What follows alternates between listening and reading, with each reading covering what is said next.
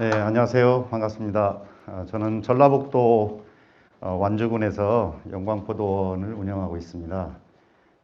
유기재배 농사한 지가 올해로 27년째 지금 하고 있는데요. 학교 졸업하고 바로 농사에서 제가 대학 다닐 때 그 한남용 선생님을 만나가지고 그분에 아주 뭐 필이 꽂혀서 직장도 갈 생각 안 하고 그냥 농사에 바로 그냥 시작을 했는데요.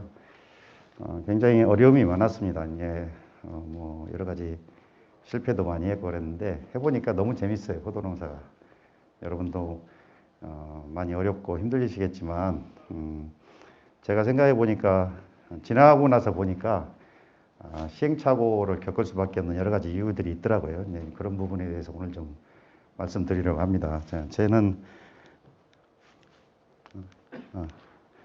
제 유튜브 채널이 강포도 검색하면 유튜브 제가 한 2년 됐습니다. 지금 유튜브 시작한 지가 2년 됐고 제 사이트가 강포도닷컴인데 사람들이 저를 강포도 이렇게 부르고요. 저는 이제 뭐 상도 여러 가지 많이 받았는데 어쨌든 지금 포도 농가들이 요즘 샤인으로만 돈도 많이 벌고 있는데 유기재배 하시는 분들은 어떠신지 모르겠어요. 주머니 사정이. 근데 유기재배 하시는 분들도 좀 많이 돈 좀 벌고 그동안 까먹은 것 좀 회복하고 그랬으면 좋겠습니다. 저도 상당히 많은 기간 유기농 한다고 고생을 많이 했었는데 이제 좀 회복되고 저도 이제 자리 잡아가고 있습니다. 제가 마스크를 좀 벗고 해야 되지 않을까 싶은데요. 네, 네. 저희 포도원은 이제 이렇게 바닥에 풀을 키워가지고 풀로 농사 짓고요. 아무것도 투입하는 게 없습니다. 그러니까 비료, 퇴비, 영양제, 미생물제 뭐 아무것도 뭐 주는 게 없고요. 단순히 풀만 키워서 풀로 농사 짓고 있습니다. 그러니까 물만 가지고 줍니다. 주는 건 물 위에는 뭐 친환경 약제는 쓰죠. 뭐 이제 예를 들면 살충제, 살균제는 사용합니다. 그런데 유기농 한다고 해가지고 굉장히 저도 처음에 많이 퇴비, 미생물제 별걸 다 써봤는데 결국에는 그 포도만 더러워져요. 포도만 더러워지고 상품 경쟁력이 없습니다. 그러니까 유기농 했더라도 일반 상품에 비해서 손색이 없어야 돼. 그래야 이게 인정을 받는 거지. 예를 들면 이런 겁니다. 그냥 나는 유기농이니까 나는 유기농 좋아서 사 먹어요. 근데 선물은 못 해요. 그럼 뭐로 유기농이에요? 그잖아요. 제가 해보니까 그렇더라고요. 제가 해보니까 휴지로 닦아서 먹어야 돼. 이게 아닌 것 같더라고요. 저도 해보니까 이게 아니야. 이게 도대체 이렇게 해서 과연 휴지로 닦아, 휴지는 더 더러운데 휴지로 닦아서 먹는 포도가 돼서 되겠냐 싶어서 방법을 좀 바꿔보자. 그렇게 해서 시작한 게 땅에 집중해보자, 땅에. 그렇게 해서 바로 땅에 집중하는 방법을 찾아서 풀을 키워봤어요. 풀을 키워서 하는데 제가 풀을 한 7년 정도 키우니까 그때부터는 뭐 아무것도 넣을 필요가 없더라고요. 오히려 넣으면 독이 돼요. 퇴비를 넣은 해마다 농사가 안 되더라고요. 그러니까 내가 생각하는 거와 전혀 다른 거예요. 그러니까 우리는 퇴비 많이 넣어야 유기농이니까 퇴비 잘 만들어서 넣어야겠다 생각했는데 저도 유기농이니까 퇴비 잘 만들어 넣으려고 퇴비장까지 지었어요. 퇴비장을 4칸을 만들었어요. 갖고 한 칸은 비워놓고 3칸은 넣어놓고 비워서 이쪽으로 넣고 막 뒤집어가지고 발효 잘 시켜서 넣으려고. 근데요, 퇴비장을 지어놓고 거기다가 퇴비를 넣으려고 5톤 트럭으로 27대를 받았어요. 가지고 넣으려고 하다가 건물이 완성이 안 돼서 한쪽에 싸놨어. 나중에 완공되면 넣으려고. 그런데 어떻게 하다가 그걸 못 넣었어요. 바빠가지고. 근데 그 해부터 농사가 잘 되는 거예요. 퇴비를 안 넣으니까. 그래서 지금까지 안 넣었어요. 제가 18년째 안 넣었습니다. 아무것도. 그러니까 퇴비를 넣고 문제가 생겼다는 것을 그 퇴비장을 짓고 나서 알은 거예요. 풀을 키우게 되면 그럼 풀이 뭔 작용을 하길래 내가 넣는 것보다 더 많냐. 예전에 그 진흥청에서 한번 발표한 적이 있어요. 좀 오래전에 저도 살짝 이렇게 스치면서 봤는데 풀이 퇴비를 생산해 주는 생산량이 지상부, 그러니까 풀의 지상부가 300평에 3톤 넣어주는 효과가 있다. 그 다음에 지하부, 뿌리 부분이 2톤 넣어주는 효과가 있다는 거예요. 그러면 300평에 5톤 퇴비 넣은 거 똑같은 거잖아요. 그러면 300평에 5톤 퇴비 넣는 분 계세요, 혹시? 2톤 넣으면 땅이 안 보이잖아요. 2톤 넣으면 300평에. 그런데 왜 자꾸 뭘 넣냐고요. 유기농 해서 돈 얼마 들어요? 제가 3,700평 농사 짓는데 경영비가요. 친환경 약재값 외에는 들어가는 게 없어요. 예를 들면 보로도액, 석회 보로도액 제가 10통 쓰고요. 친환경 약재 보조 나온 것까지 포함해서 한 3가지 쓰는데 그게 정상적인 가격이 한 390만 원 정도 되더라고요. 그게 한 50% 지원되니까 한 200만 원 들어가는 거죠. 그거 외에는 경영비 들어가는 게 하나도 없습니다. 사람 사서 쓰냐? 사람 한 명도 쓰는 일이 없어요. 그러니까 농사를 투입하지 않고 돈이 나와야 이게 돈이 되는 거지. 뭘 그렇게 집어넣냐고요, 거기다가. 요즘 보니까 뭐 무슨 비료 해주고 요즘 동계약재 한다고 동계약재 뭐 부르주는데 아니 해충들이 알아서 까나오지도 않았는데 거기 주면 뭐 하냐고요. 알에서 나오지도 않은 애를 지금 주면 뭐 하냐고. 이게 참 그러니까 돈만 들어가는 농사를 하고 계신 거예요, 지금까지. 제가 어느 날 보니까 이거 아닌 것 같아. 그래서 완전히 바꿔서 풀만 키워서 풀을 1년에 한 8번 깎아주는데요. 내가 나중에 토양 검사한 거 보여드릴게요, 제 밭에. 모든 성분이 다 초과예요. 모든 성분이 다 초과. 넣을 필요가 없잖아요. 토양 검사했는데 미흡한 부분이 단 하나도 없는데 뭐들 퇴비를 또 넣냐고. 풀을 17년 키웠는데 그렇게 했어요. 제가 예전에 그 독일에 한번 간 적이 있는데요. 독일에 목축업을 주로 많이 하더라고요. 목축업 하니까 얘네들은 사료용 풀을 이렇게 키워서 겨울내내 저장에다 먹이는 줄 알았어요. 근데 둘러보니까 목초용 풀을 키우는 농가는 단 한 농가도 없어요. 근데 가보니까 우리 밭에 있는 포도원에 있는 잡초들이 거기 다 있더라고요. 나 신기하더라고요, 그것도. 그래서 물어봤어요. 왜 목초용 풀을 안 키우고 니네 이렇게 잡초를 베서 이걸로 건초 만드냐? 이렇게 물었더니 저를 뻔히 쳐다보면서 너 뭐 제대로는 알고 질문하느냐? 어? 쳐다보면서 웃긴 질문 같지 않은 질문을 한다 이거요. 당연하지 않냐? 이거 당연하지 않냐? 한 가지 풀을 심으면 그 한 가지 풀은 자기가 가지고 있는 영양 성분밖에 없대요. 한 가지 풀은. 잡초는 저마다 다 다른 양분을 만든다는 거예요. 우리 한약 재료들이 다 산화초 가지고 한약 재료 하잖아요. 똑같은 거 원리가. 그러니까 최고의 양분을 소들이 먹고 있다는 거죠.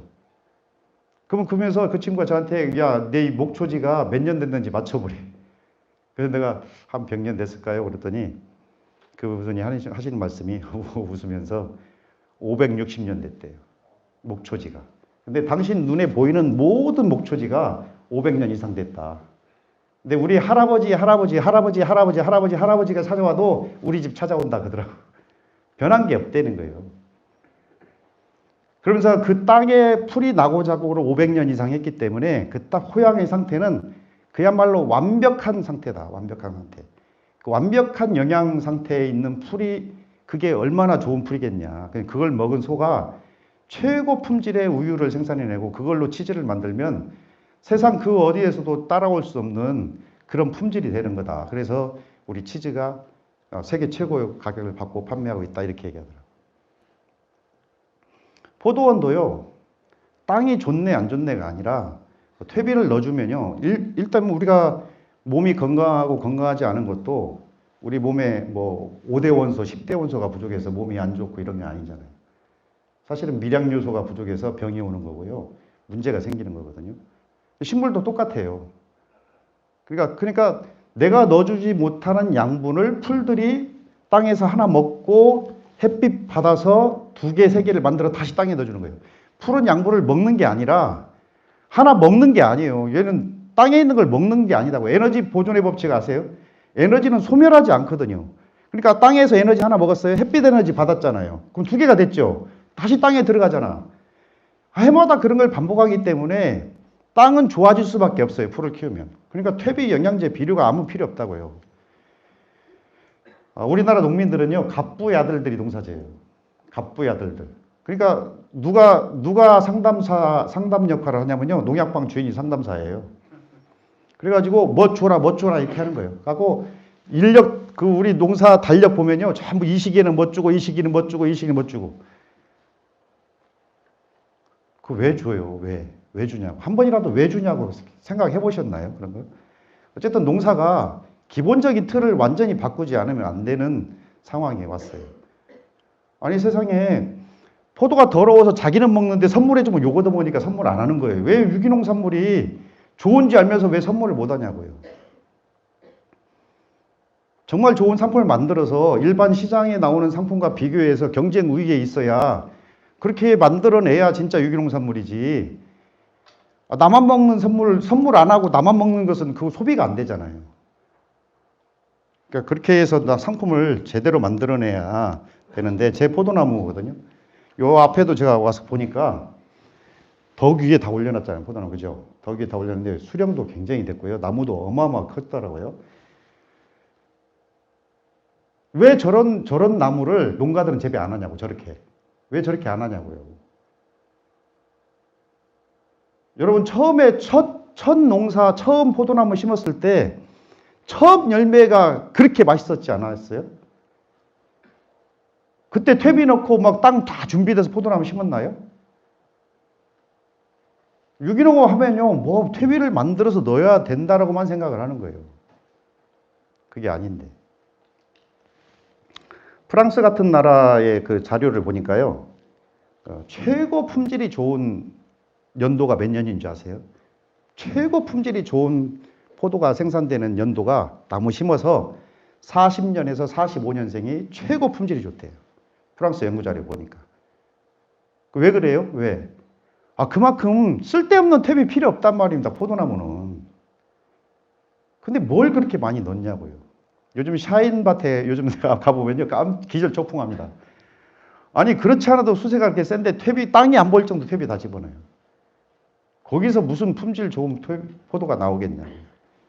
어쨌든 좀 경쟁력 있는 포도를 생산해서 세부자들한테 판매할 수 있는 그런 준비를 하셔야지, 일반 농산물과 경쟁해가지고 비교 우위에 없으면요, 도태될 수밖에 없어요.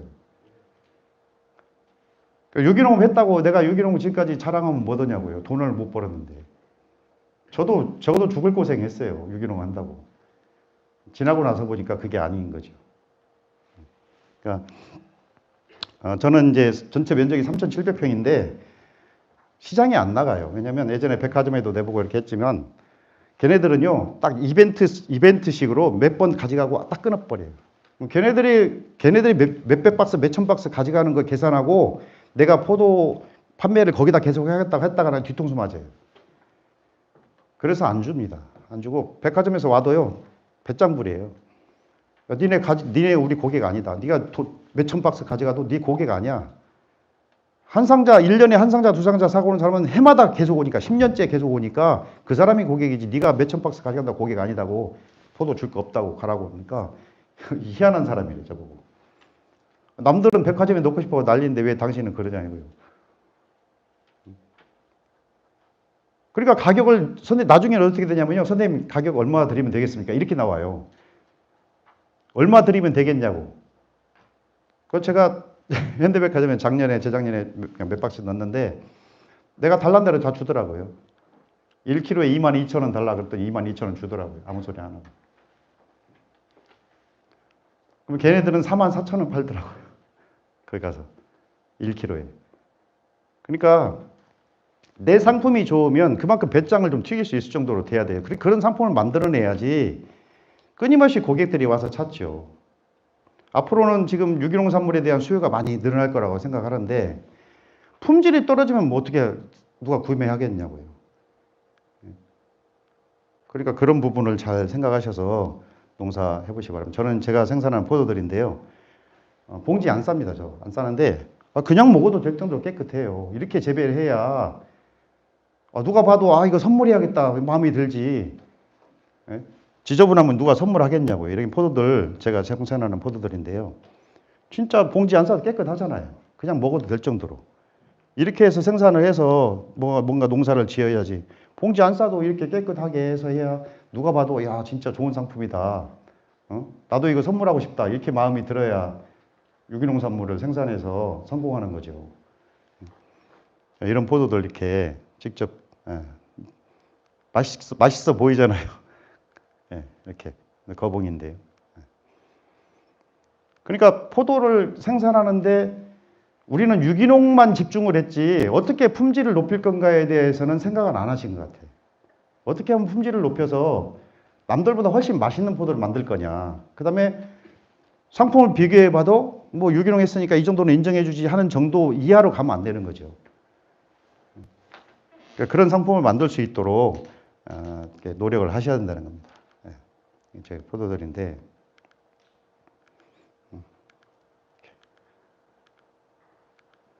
이게 한 상자예요. 제가 하면 한 상자 이렇게 세팅하는데요. 이거 보세요. 뭐 미생물제, 영양제 이런 거 아무것도 안 주니까 이렇게 깨끗하다니까요. 봉지도 안 쌌고요. 그럼 이런 거 선물 받으면 또 선물하고 싶은 마음이 생길 거 아닙니까? 내가 만약에 이 선물 받았다 이런 걸 그러면 나도 선물해야지 하고 찾아오는 거죠. 그러니까 제가 3,700평이란 면적을 거의 앉은 자리에서 대도시 근교도 아니고 전주시의 외곽에 구의 저수지 아세요? 모악산 아시죠? 그 근처에 있어요. 그 근처에 그냥 앉아가지고 다 파는 거예요. 시장에 나가는 거 없이. 그 정도 되려면 이 고품질을 생산할 수 있는 기술을 배워야지 농약은 언제 주고 비료는 언제 주고 영양제는 언제 주고 이게 농사냐고요.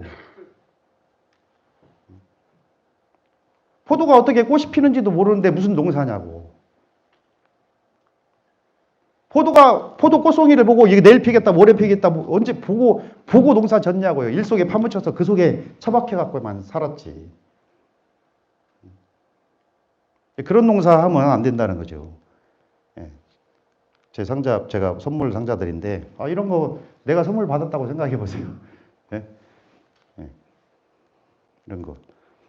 제가 한 상자에 저렴한 게, 제가 제일 저렴한 게 65,000원 팔아요. 제일 저렴한 게. 왜냐면 가격을 못 올리는 이유가 고객들이 10년 이상 고객들인데, 아니, 고급 포도들은요, 선물을 사먹는 사람이 아니라 다 선물하는 사람들이 대부분이에요. 가격이 나가는 것은 명절 때 선물하는 사람들인데, 선물할 사람들이 가격이 단가가 올라가면 엄청 부담이잖아요. 그러니까 못 올리는 거예요. 65,000원 팔아요. 제일 싼 게. 65,000원 한 상자에. 그 다음에 비싼 거는 205,000원 팝니다. 그리고 가격도, 포도 가격도 좀 차별화하세요. 왜냐면, 아니, 사과, 배, 복숭아, 참외도요. 저도 엊그제 참외 사러 가니까, 아니, 5kg밖에 안 돼. 39,800원이더라고요. 어떤 데는 2만 원인데 얘는 39,800원이야. 똑같은 참외인데, 이쪽은 2만 원인데 이쪽은 39,800원이에요. 이게 왜 그래요? 아니, 근데 포도는 품질이 좋은 거, 낮은 거 왜 구분 안 해서 파냐고요. 구분해서 그걸 가치를 인정해주면 그 가격을 주고 살 거 아닙니까? 그러니까 그렇게 품질을 좋게 만들어야 돈이 되죠. 그런 농사를 좀 계획해서 하시면 좋을 것 같아요.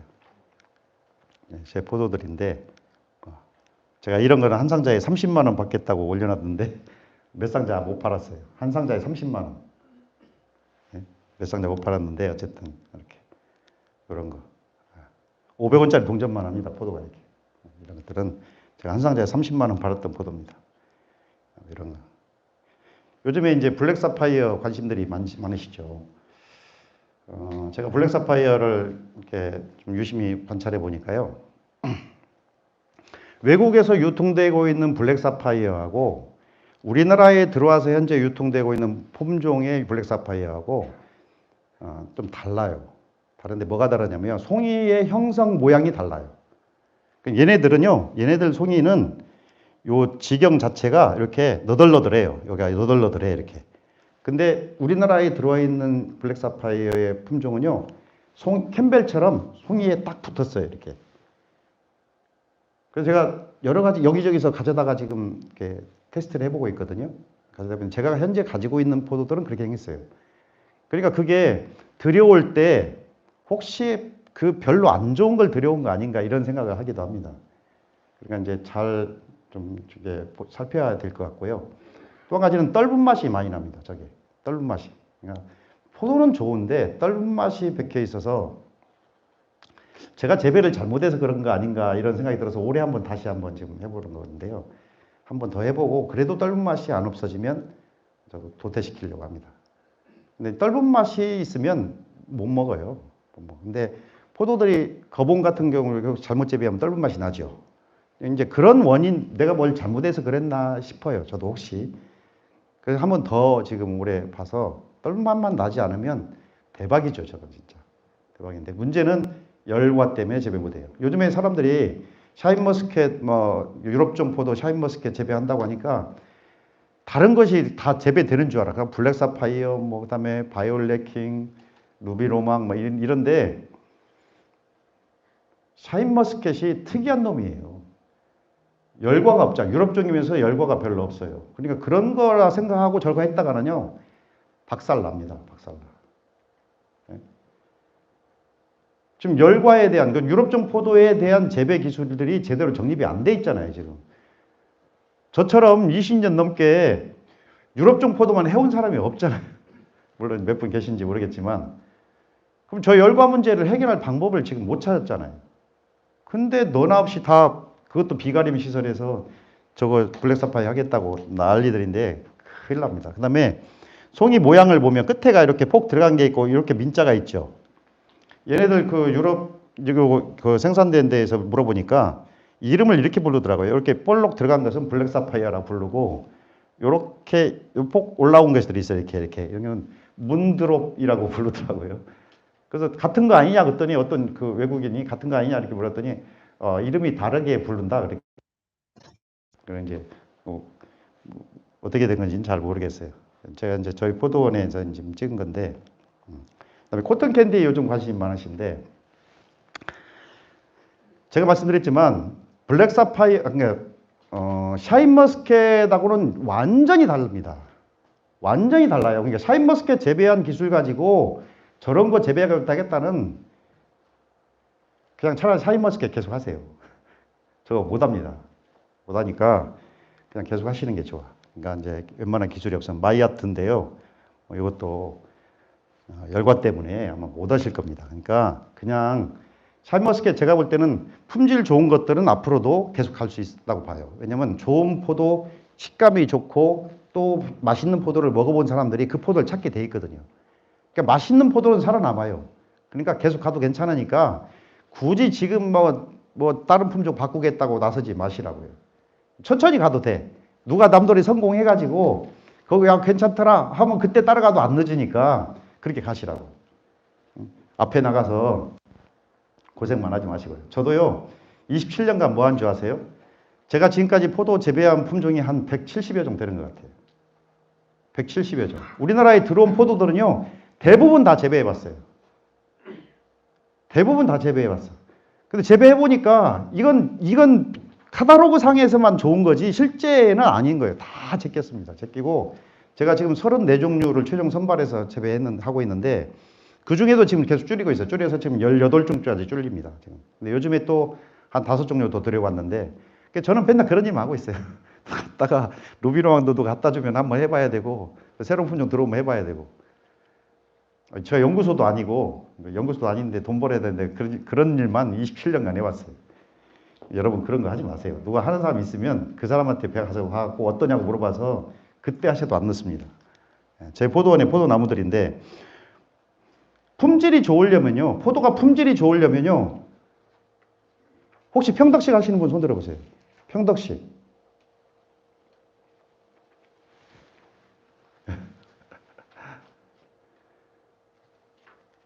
나머지 분들은 당장 올해부터 가지 하나 올려서 평덕식으로 바꾸든지 아니면 올해는 못하면 가을에 가서 바꾸든지 하셔야 됩니다. 좋은 품질을 꾸준히 낼 수가 없어요.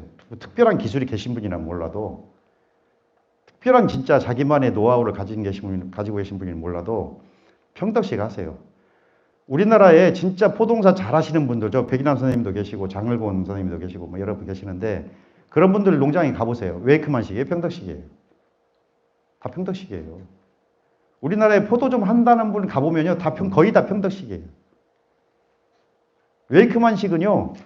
나 편하려고 하는 거예요. 나 편하려고. 나 일하기 좋게 하려고. 근데 선생님들은 유기농 하시는 분들이니까 지배린 처리 안 하시잖아요. 지배린 처리 안 하는데 뭐 왜 웨이크만식을 하냐고. 지배린 처리는 알 좋게 하려고 웨이크만식 하는 거지. 그러니까 농사 방법을 바꾸지 않으면 안 돼. 웨이크만식은요. 심어가지고 첫 해, 두 번째 따면 그 다음부터는 맛있는 포도 안 나와요. 안 나와요. 그거 죽을 고생만 하는 겁니다. 해봐야 소용없어요. 답이 없습니다. 제가 처음에 한남영 선생님을 만났는데 그분이 처음에 평덕식을 했어요. 그래서 저는 지금도 땅을 쳐요. 야, 진짜 그분 안 만났으면 나 어떻게 됐을까 도대체. 내가 그분 평덕식으로 하는 것을 안 했으면 내가 어떻게 됐을까. 지금도 그냥 아차 싶어요. 웨이크만식을 한 사람 만났으면요 박살 났을 겁니다. 박살 났을 거예요. 뭐 웨이크만식 해도 되고 평덕식 해도 되고 아니고요. 당장에 뜯어 고치셔야 됩니다. 당장에 뜯어 고치셔야 돼요. 웨이크만식으로 농사 못 집니다. 장담해요, 제가. 왜 그러냐면요. 우리나라 캠벨의 명성이에요. 캠벨의 명성이 영천, 김천, 영동, 황간, 대부도, 그 다음에 어디로 갔죠? 모동, 그 다음에 모서, 그 다음에 어디로 갔어요? 화동, 그리고 지리산으로 가려고 했는데 샤인이 나온 거예요. 그럼 왜 명성이 이렇게 옮겨갔을까요? 이유가 땅이 변했어요? 기후가 변했어요? 뭐가 변했죠? 수세가 달라져서 나무의 힘이 세졌어요. 근데 웨이크만식이다 보니까 그거를 능력 발휘할 수 있는 나무가 못 돼. 그러니까 맛이 없어진 거예요. 샤인도 똑같아요. 지금 시장에 샤인이 얼마나 맛이 없습니까? 욕하는 사람도 있더라고요. 이렇게 비싸게 이런 것을 팔아먹었다. 이유가 뭐예요? 평덕식 바꾸면 해결돼요. 평덕식 바꾸면. 그러니까 웨이크만식은 절대 하면 안 됩니다. 절대. 여기서 보니까 농사 앞으로도 3, 40년 다시 10분인데 절대 그러면 안 돼요. 해도 되고 안 해도 되고 아니에요. 당장 가서 뜯어 고치야 한다니까 올해부터. 그래야 포도가 되죠. 지가 알아서 포도 되잖아요. 이렇게. 예? 포도 되는 것을 왜 안 하냐. 캠벨도요. 그냥 돼요. 지가 알아서. 예, 캠벨 다 되잖아요. 우리나라의 농업을요. 지금까지 30년 이상 발목 잡고 있는 게 웨이크만식의 도입이에요. 제가 이런 말 하니까 싫어하는데 농민들이 각성하고 나가야죠. 제가 경기도 가평에 가서 강의를 한번 한 적이 있는데 경기도 가평에 강의를 하는 도중에 어떤 어르신이 책상을 팍 치면서 막 화를 내비시 막 쌍욕을 하시더라고요. 대체 우리 보고 누가 웨이크만식 하라고 그러냐고. 그 선생님 왜 그러세요? 그랬더니 선생님 강의 듣고 내가 들어보니까 대천아 우리가 가평포도 오면 옛날에 서울에 가평포도 오면 알아줬었다. 그때는 우리가 다 평덕식이었다. 근데 어느 순간에 우리가 웨이크만식 바꿨는데 도대체 누가 바꾸라고 했냐. 그때 생각해보니까 그때부터 맛이 없어졌다는 거예요. 잘 생각하세요. 선생님들 마음이니까 알아서 하시고. 제 포도 다 익었잖아요. 안 익은 포도 없어요. 어떤 친구는요. 우리 밭에 와서 안 익은 포도 찾으면 내 그 나무가 포도 다 준다고 이렇게 장담한 사람도 있었어요. 그렇게 포도를 익혀서 팔아야죠. 해마다 올해 포도 주머니에 돈이 들어봐야 알지 이렇게 했다고 되겠냐고요. 제 포도나무인데요. 이게 한나에 36m짜리. 포도 달린 거 보세요. 우리나라 포도는요. 많이 달려서 포도가 안 익는 게 아니라 너무 조금 달려서 안 익는 거예요. 지금. 조금 달려서 안 익는 거라고요. 그럼 이 많은 포도 다 익냐? 나도 몰라요. 나무한테 물어봐야지. 나무가 익을지 안 익을지 나무 보면 알아야죠. 그게 농사꾼 아니에요? 다른 과일은 후숙이 되잖아요. 근데 포도는 후숙이 없어요. 딸 때 그 맛 그대로지. 나무에 딸 때 그 맛 그대로니까 이걸 제대로 하려면 나무를 알아야 될 거 아닙니까? 근데 나무에 대한 관심은 없어. 그 숲속에 파묻혀갖고 좌우만 보고 있지 저 위에서 나무 전체를 쳐다봐야 될 거 아닙니까? 이게 농사꾼이 되려면 그렇게 해야지. 그 속에 파묻혀갖고 언제 꽃이 피는지도 모르고 어떻게 포도가 있는지도 모르고 농사지니까 제대로 농사가 되냐고요. 제가 너무나 그냥 막 강하게 얘기할 것 같은데 예. 살아남으려면 탈출해야 돼요. 진짜. 뭐에서 탈출해야 돼요? 제가 보니까요, 유기농업보다 앞선 농업이 있더라고요. 저는요, 유기농업은 다 사먹을 줄 알았어요, 진짜로. 유기농 했다고 메뚜기 잡으러 왔더니 무슨 메뚜기를 잡으러 오니? 비웃음거리만 됐죠. 유기농이 전부 다가 아니에요. 생각해보세요. 유기농 아무리 있어도 맛없으면 누가 사가냐고요. 더러운데 누가 사가? 아니, 오히려 샤인이 더 비싸잖아요. 지금 유기농 포도보다. 뭐, 막, 키로에 9,000원 받네, 10,000원 받네 싸우고 있는데, 샤인은 좋은 가격은 경매가에서 15,000원, 20,000원 나오잖아요. 농약 다 치고 지배인체 했는데도. 뭐 하고 있냐고요. 그럼 과연 경쟁에서 차라리 그냥 지배인 처리해서 농약 쳐서 농사하세요. 그래야 돈 벌 거 아니에요. 빚이라도 갚을 거 아닙니까? 유기농을 고집하는 이유가 뭐예요? 아, 일단 돈을 벌어야죠. 내가 먹고 살 수 있어야지. 그럼 다 떠나버리잖아, 지금. 유기농 못 한다고. 진짜요, 앞선 농이 뭐냐면 기술 농업이에요. 기술이 있어야지. 기술이 된 다음에 내가 포도를 마음대로 주물 수 있는 기술이 된 다음에 아, 내가 유기농 한번 해봐야지. 이렇게 가야지. 거꾸로 가신 거예요. 이 작물이 어떻게 크는지, 어떻게 꽃이 피는지, 어떻게 맛있게 나오는지도 모르면서 유기농 못 한대. 그러니 망할 수밖에 없죠. 저도 그랬으니까, 저도. 제발 그런 거 하지 마시고, 어떻게 정말 포도나무의 기본적인 생리들을 알려고 해야죠. 어떻게 좋은 열매가 달리는지를 알려고 노력해서 거기에 맞춰 농사를 지어야 됩니다. 시간이 없어요, 시간이. 뭔가 빨리 하셔야 됩니다. 포도 꽃 피고 열매 안 맺죠? 여러분, 겨순 따시죠, 겨순. 겨순 따고 넝쿨순 따죠? 왜 따세요? 한번 왜 따는지 생각해 보셨어요? 겨순 따고 넝쿨순 왜 따는지? 포도가 수정이 안 되니까 겨순 따고 넝쿨순 따서 수정을 시킨 거예요. 근데 지금 샤인은요, 지배린 처리해서 하시잖아요, 일반인들은. 근데 그분들은 지배린 처리하면 무조건 다 수정이 착과가 되잖아요. 근데 겨순 따고 넝쿨순은 왜 따요? 세력이 세니까 적심하고 겨순 따는 건 이해가 되지만 그런 거 아닌다면 왜 따냐고요. 그러면 선생님들은 샤인 재배, 샤인 하시는 분들 계시고 알렉산드리아 하시는 분 계시는데 그럼 겨순, 넝쿨순 따고 농사하시나요? 안 따고 농사하나요? 다 따고 하죠. 대부분이 다 따고 해요. 왜 따냐고요. 왜 그러냐면 수정이 안 되니까 수정시키려고 딴 거예요. 단순하게 말하면. 근데 안 따도 되는 일을 하고 있는 거예요. 되게 세력이 좋으면 좋은 포도가 달린다고 세력을 좋게 한다는데 그러면 세력이 좋다는 기준이 뭐예요? 세력이 좋아 보여야 포도가 좋대. 그러면 세력이 좋다는 기준이 뭐냐고요? 아니 이런 기본적인 질문들을 좀 던져보라고요. 포도 농사에. 그렇게 기본적인 질문을 던져봐서 아 이게 지금 문제가 있구나. 뭐가 좀 새로운 방법을 찾아왔구나. 이렇게 해서 하시면 아주 좋을 것 같은데 좀 그런 걸 잘 하지 않는 것 같습니다. 어쨌든 돈이 되는 농사를 좀 하셔야 되는데 저도 사실 굉장히 어려운 일을 겪었는데 이제 와서야 이게 이런 것이 문제였구나 를 찾고 있습니다. 그러니까 알속기 안 하고 적심 안 하고 열과 없고 또 상품성 있는 포도를 만들어서 할 수 있는 또 농사가 되어야 할 것 같습니다. 저는 알속기 거의 안 하게 농사 짓고요. 물론 알속기 해야 되는 포도가 있긴 한데 겨순을 활용을 해요. 그 다음에 넝쿨순 안 땁니다. 왜냐면 포도나무가 볼 때요. 넝쿨순을 다 감으려고 나왔잖아. 감고 딱 있으면 태풍 불어도 끄떡도 안 해요. 근데 이걸 따주고 다시 묶어줘. 포도나무 볼 때는 웃기는 거예요, 주인이. 아니, 내가 묶으려고 나왔는데 왜 나를 띄고 다시 묶어주냐고. 안 이상해요? 안 해도 되는 일을 왜 하시냐고요. 포도나무 지가 묶고 서로 잡고 있으면 서로 잡고 있으면 해풍이 불어도 요동을 안 치잖아요. 근데 왜 그걸 따주고 묶어주냐고. 이상한 농사를 하는 거예요, 그러니까. 나무의 성장 원리를 좀 알고 농사 지셔야 됩니다.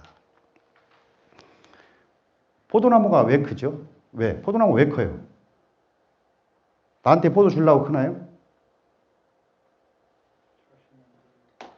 종족 보존하려고 크는 거예요. 종족 보존하려고. 그러면 봐봐요. 포도나무가 생육하는 목적이 종족을 보존하려고 크는 거라고요. 씨앗 만들어서 온 땅에 퍼뜨리려고 크는 거라고요. 최종 목적은 뭐냐면 씨앗에 있어요. 그럼 내가 좋은 포도 따려면 내가 뭘 하면 돼요? 얘가 씨앗 잘 만들게 만들면 그게 좋은 포도 따는 거예요. 자, 과일이 익어갈 때 씨앗이 된 다음에 익어갈까요? 아니면 씨앗이 여물면서 같이 익어갈까요? 그러니까 농사를 지금까지 힘들게 지셨죠. 모든 과일이, 딸기도 마찬가지고요. 토마토, 메론, 뭐가 됐든지 간에 모든 과일은 사과, 배, 복숭아, 자두 다 마찬가지고요. 씨앗이 된 다음에 씨앗에서 안토시아닌 호르몬이 분비가 되면서 과육의 내부에서 호르몬 분비가 되면서 익어가는 거예요. 씨앗이 먼저 된 다음에 익는 거라고요. 그러니까 내가 포도를 따야 되는 입장에서 포도나무가 지 할 일은 끝났잖아요. 색깔이 오기 전에 지 할 일은 끝났어요. 포도나무는. 주인이 먹든 말든 상관없다고요. 왜? 지가 할 일은 끝났으니까. 씨앗 만든 게 그 목적이니까 끝났잖아요. 근데 나는 씨앗이 되고 나서 40일 후에 수확해서 먹잖아요. 그리고 어떻게 하면 포도나무가 씨앗을 제대로 만들어 놓으면요. 우리가 한번 생각해 보세요. 내가 포도나무에 한 100송이 달았어요. 근데 안 익어. 안 익으니까 송이를 따기 시작했어. 따기 시작해서 마지막 한 송이 놓고 99송이 따내도 포도 익던가요? 안 익어요. 이미 끝났다니까요. 어디서? 씨앗에서 끝났어요. 씨앗에서. 지금 계속 헛다리 짚고 농사 지으신 거예요. 네? 올해는 농사가 됐다가 내년엔 또 안 됐다가 올해는 잘 익었다가 내년에 안 익었다가 이런 농사 되면 안 되잖아요. 내가 투자한 돈이 얼만데. 포도는 후숙이 없고 안 익으면 안 익는 거잖아요. 그러니까 그런 것을 어떻게 하면 관리할 거냐. 그러니까 씨앗이 어떻게 하면 잘 만들게 할 거냐에 집중을 해야 되는데 그런 관심이 없어요. 전부 일 속에 파묻혀갖고 겨순 따니라고 정신이 없어요. 그런 농사를 하다 보니까 농사가 지금까지 힘들게 어렵게 된 겁니다. 저는 이제 풀을 키워서 농사 짓는다고 했는데 이게 이제 토양에 풀을 키우면 어떤 현상이 생기냐면요. 땅에 구멍을 뚫어요. 풀뿌리가. 구멍을 뚫으면 통기성이 좋아져. 그다음에 땅에 딱 박히면 뿌리가 유기물이에요. 그러니까 통기성 좋아지죠. 물 빠짐 좋아지죠. 유기물이 땅 속에까지 들어갔죠. 그럼 당연히 땅이 좋아질 수밖에 없죠. 내가 만들지 못한 양분 다시 만들어 넣어주죠. 곤충들이 구멍 뚫고 다 들어가서 거기서 탈피하면서 칼슘이나 뭐 이런 성분들이 또 들어가죠. 그러니까 내가 만들지 않아도요. 자연이 그렇게 만들게 돼 있어요. 그냥 굳이 내가 투입해서 막 비료 넣어가지고 퇴비 넣어서 농사 지을 필요가 없다고요. 풀만 잘 키우면. 근데 풀이 왼수인 줄 알고 풀은 안 키우시잖아, 대부분. 근데 사실은 풀이 보약이죠. 포도원의 보약. 풀을 잘 키워서 농사 지셔야 됩니다. 왜 제가 웨이크만식이 문제라고 하냐면, 보세요. 나무는 위로 크려고 하는 성질이 있어요. 그죠? 위로 크려고. 주지는 어디 있어요? 밑에 있잖아요. 웨이크만식. 그죠? 가지는 어디 있습니까? 위로 서 있죠. 우리가 집에서 나무를 심을 때 감나무 같은 거 심어놓고 이렇게 서 있는 감나무를 탁 뉘어봐요. 그러면 중간에서 도장지가 발생하죠. 그럼 앞에 있는 가지는 어떻게 되죠? 말라 죽어버리잖아요. 웨이크만식이 문제라는 게 뭐냐면 그거 똑같은 거예요. 주지는 여기 있는데 가지는 위에 있어요. 하늘을 보고. 이게 정부세성이 있잖아요. 이리 세력을 뻗는 거예요. 그냥 저 앞으로 못 가는 겁니다. 그래서 감벌하고 연장하고 싶어도 이게 안 되는 거예요. 어린애는 5kg짜리 물건을 들고 와도 버겁죠. 근데 청년 보고 5kg짜리 들고 가라면 뛰어가는 거예요. 근데 포도나무가 1년차, 2년차는 어린애예요. 자, 3년차, 4년차 되면 청년이 됐어요.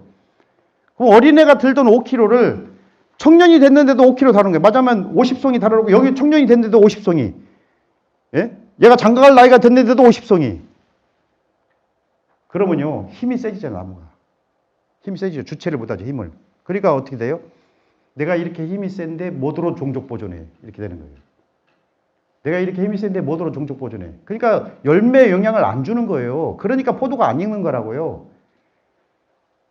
그럼 어떻게 해야 되냐? 현재 달려있는 열매에 따블을 달아야 돼. 그래야 포도가 잘 익는 거예요.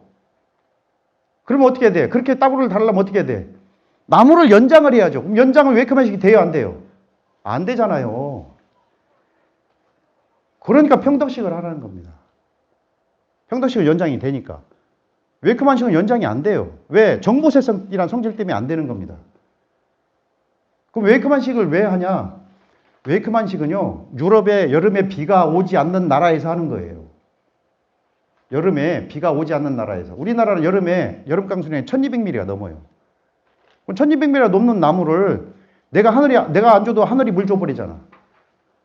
그럼 얘가 걷잡을 수 없이 나무가 크잖아요. 유럽에 가면요, 여름에 비 한 방울 없기 때문에 분재처럼 커요, 나무가. 물 주는 데만 뿌리 뽑고. 그런 나무에서 크니까 나무가 제대로 그 웨이크만식이라는 수형을 가지고 농사 짓는 거예요. 우리는 아니잖아요. 심각하다니까요, 지금.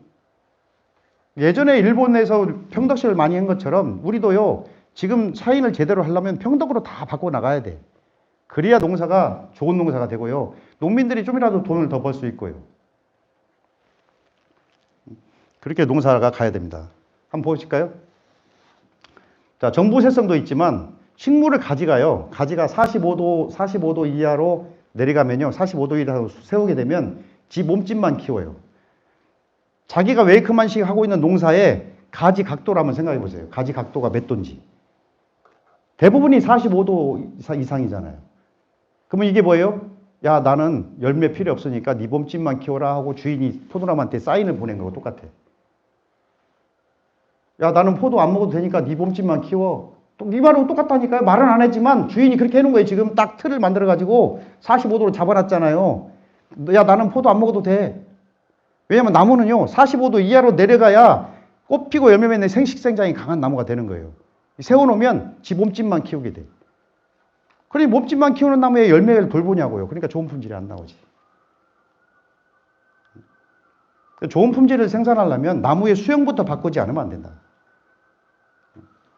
수형을 바꿔야 제대로 된 포도가 되는 거지. 수형은 웨이크만식에서 저기서 별걸 다 해봐야 안 되죠. 아니면 거기에 열매를 2배, 3배 달든지, 열매 가지를 하나, 2개, 3개, 4개까지 받든지. 그럼 웨이크만식에 열매 가지 2개만 받아도 복잡해서 난리잖아요. 근데 거기다 3개, 4개를 어떻게 받냐고. 못 받지. 그러니까 빨리 바꿔야죠. 뭘 이렇게 고집을 피우냐고요.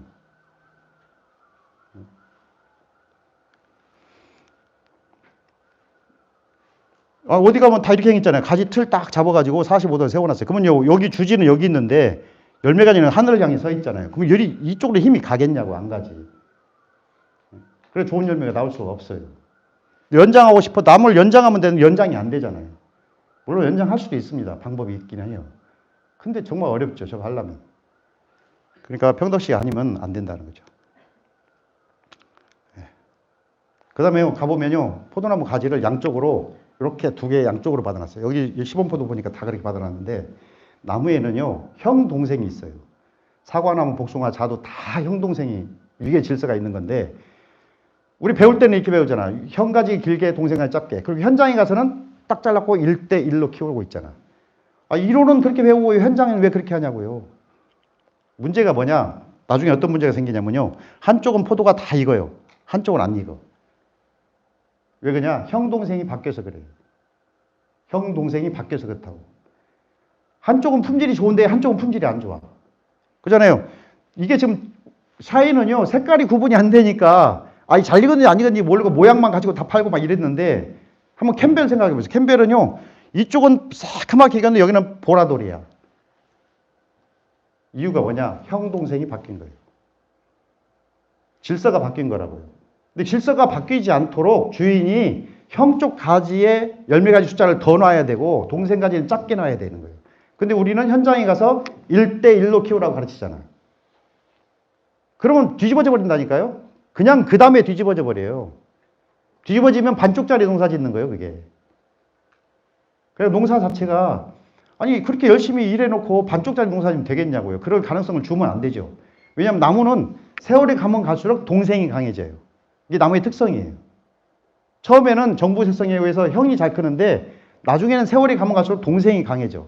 이게 나무의 특성이기 때문에 이걸 관리를 잘 하셔야 수형을 그러니까 잘 모르겠으면요. 그냥 한쪽으로만 가셔야 돼. 이렇게 5번처럼 한쪽으로만 키우세요. 가장 좋은 건 6번이 좋은데 4번처럼 키웠다가는 나중에 반쪽짜리 농사 됩니다. 그리고 나무가 수세가 샤인머스켓 같은 경우는요. 수세가 어마어마하잖아요. 요즘 바이올렛 킹 가져왔는데 그것도 수세가 어마어마해요. 근데 그런 나무를 웨이크만식으로 키운다는 것은 그건 자살행위죠, 자살행위. 제가 볼 때. 무조건 평등해야 됩니다. 제가 이 평등해야 된다고 20년 넘게 외치고 다니는데 별로 시큰둥하고 알아서 하세요. 그건 이제 알아서 하시고.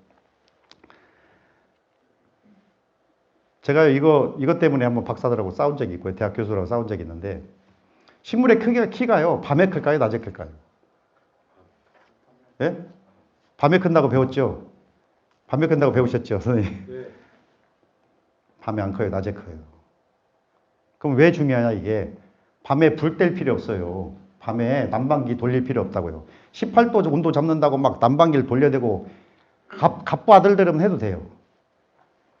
밤의 온도가요. 0도 이하만 안 떨어지면 괜찮습니다. 전혀 문제 없어요. 밤에 낮에 온도가 30도 넘어갔어요. 이 하우스 온도가. 그럼 밤에 그러면 그때 온도가 지온이 어느 정도 올라냐면 12도, 13도, 14도 올라요. 그러면 밤에 0도까지 떨어졌어요. 하우스의 온도가. 그러면 땅의 온도는 몇 도 떨어지냐? 1도 내지 2도. 많이 떨어지면 3도 떨어져요. 13도 올랐던 게 10도 떨어지거나 11도 유지하고 있어요. 제가 식물이 낮에 크는지 밤에 크는지를요, 어디 와서 배웠냐면, 옥천에 무슨 회관인가 있어요. 저기, 그 군 안에. 무슨 회관이 있죠. 거기 강의하는데 어떤 분이 저한테 질문하더라고요. 선생님, 그 밤에 크는지 재봤어요? 밤에 크는지 체크해봤냐, 저보고. 아니요, 안 해봤어요. 그랬더니, 체크 한번 해보세요. 그러더라고. 그래서 그날 집에 와가지고요, 포도나무에 가지에다 줄을 매었어요. 3개의 가지에다가 줄을 매. 그 아침, 저녁으로 체크해 봤어요. 깜짝 놀랐어요. 밤에 안 큽니다. 밤에 안 커요. 낮에 커요.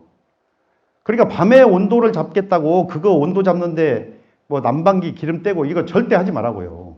근다고 포도 일찍 따는 것 같아요? 전혀 아니에요. 해보세요. 해보라고요. 진짜로. 나보고 이상한 말 한다고 하지 말고 해보라고. 테스트 해보면 알 거 아니에요. 불 안 떼고 0도 이하로만, 왜냐면 0도 이하로 내려가면 얼어버리니까 0도 이하로만 내려가지 않게 관리하시면 돼요. 전혀 문제 없습니다. 그러면 지리산 같은데요. 지리산 같은데 지금도 0도 떨어져요. 근데 그 사람들 가온도 아니에요. 비가림에다 다 틀 막아가지고 그 속에서 포도 딴다고 너무 막아서 그렇게 하고 있어요. 그 안에다가 촛불 켜기도 하고요. 대포 같은 거 몇 개 갖다 놓고 해요. 밤에 서리가 와요. 서리가 와서 포도 알맹이에 서리가 붙어요. 근데도 괜찮아요. 그러면 그 사람들 생각할 때는 포도가 늦게 출하해야 되잖아요. 아니다니까요.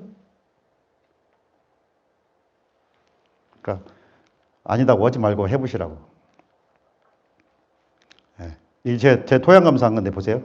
이게 토양 검사한 거예요. 제 풀만 키워가지고 산도가 7.3이고요. 유기물, 인산, 칼륨 너도 안 넣어. 풀만 키우는데 칼슘 어디가 넣어? 풀만 키우는데 칼슘 어디 있냐고요. 곤충들이 탈피해서 그래요. 곤충들이. 그러니까 이렇게 해서 나무를 관리하고 토양 관리하고 식물의 원리를 알고 이렇게 해서 뭔가 바꿔봐야지 현재 지금 하고 있는 상태로는 좋은 품질을 딸 수가 없단 말입니다. 이제 벌써 48분이 지났는데 혹시 질문 있으면. 어쨌든 토양 관리를 이렇게 하시면요. 풀 키우면요. 제가 지금까지 27년 동안 퇴비 딱 3번 넣어봤어요. 3번. 처음에 농사 질 때 3번 넣어봤습니다. 그리고 딱 끊었어요. 3번 넣어보고. 3번 넣을 때마다 농사가 안 되더라고요. 포도 색깔도 안 나오지, 맛도 없지, 수세는 강해서 난리 나지. 퇴비 안 넣으면 농사가 잘 돼. 그래서 알은 거예요. 여러분 기적의 사과 아시죠? 일본의 기적의 사과. 저도 그 사과를 먹어봤거든요. 기적의 사과 먹어봤는데요. 맛은 별 차이 없더라고요. 맛은 별 차이 없는데 안 썩는다는 거죠. 그게 왜? 그만큼 풀이 땅을 만들어서 그 풀의 힘에 의해서 영양 밸런스가 완벽한 상태가 된 거예요. 그게. 그러니까 안 썩는다는 거예요. 어떤 분은 포도 안 썩는다는 포도는요 원래 안 썩는 거예요. 꼭지만 안 떨어지면 안 썩는 거라고. 그 원래 꼭지만 안 떨어지면 건포도가 되는 거라고요. 그걸 유기농에서 안 썩는다고 이렇게 하면 안 돼요. 그렇게 하는 분 계시더라고. 유기농에서 안 썩는 게 아니라 꼭지가 안 떨어지면 안 썩는 거예요. 포도는 원래. 그러니까 진짜 좋은 농산물, 정말 누가 한번 막 딱 맛보면, 야, 그 포도 사고 싶어. 애들은 입맛이 민감하잖아요. 야, 제가 우리 포도 받으신 분이 또 포도를 사러 왔더라고요. 근데 선생님, 큰일 났어요. 저기 책임지라고. 왜? 그랬더니, 우리 애들이 안 먹는다는 거예요. 또 일시장에 사왔더니 안 먹는데. 그 포도 사오라는 거예요. 근데 비싸서 못 사 먹는데 그 포도 사오래. 그러니까 어쩔 수 없이 사러 왔다는 거예요. 애들이 달라고 하니까. 그 입맛을 내는 맛이 뭐냐? 땅 맛인 거예요. 땅 맛. 제 포도가 특별히 뭐 당도가 높아요? 탄산보다? 아니에요. 제 교육생들이 농사한 것이 훨씬 당도가 높아요. 근데 뭔가 맛이 달라. 그게 땅 맛인 거예요. 땅 맛. 그 맛을 알고 그 맛을 찾으러 고객들이 계속 오니까 그 앉은 자리에서 거기서 시골에서 그 포도를 다 파는 거예요. 여러분도 유기농업을 하려면 그렇게 남들이 봤을 때, 야, 유기농산물은 뭔가 다르더라. 이런 말이 나오게 농사를 질 수 있어야죠. 그러려면 지금부터 당장 뭐 해야 되냐? 풀부터 키워야 되고요. 두 번째, 평덕식으로 싹 바꿔야 돼. 이거 아니면요, 별거 다 해도 안 됩니다. 안 돼요. 제가 해봤잖아. 저도 12년간 망했어요. 유기농은 12년 망했다고요. 안 되잖아요. 결국에는 안 됐어요. 바꾸니까 되잖아요. 여러분도 그렇게 좀 발상의 전환이 필요하고 뭔가 도전이 필요해요. 지금까지 해왔던 대로 안 됐으니까 빨리 바꿔야죠. 뭘 미적거리고 있냐고요.